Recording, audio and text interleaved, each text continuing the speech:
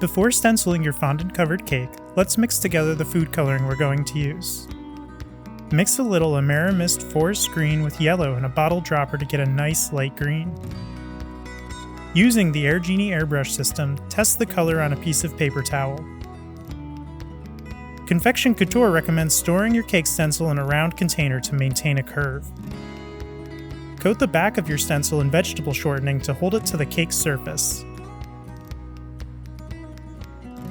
Position your stencil up against the fondant. Use sewing pins in the corners of the design to hold the stencil flat to the cake surface. Press the stencil firmly against the cake before inserting each pin. Use a chopstick to hold down any parts of the stencil that may not lay flat. We are airbrushing this cake with 3 different colors, starting with some light green.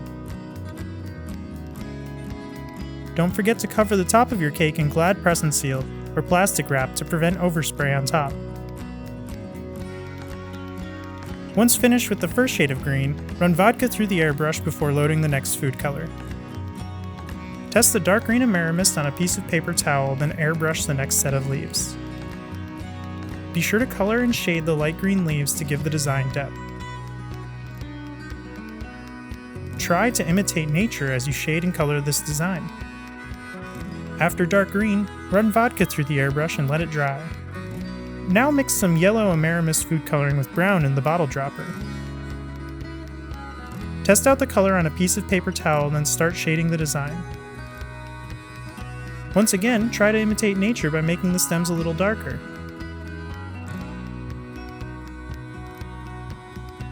Now remove the plastic wrap and pins to peel off the stencil, revealing the design below. Notice how the 3 layers of colors give this design depth. Continue the design by positioning the stencil beside what you had just airbrushed. Then repeat the process of airbrushing the 3 colors through the design, just as before. The design will flow together flawlessly.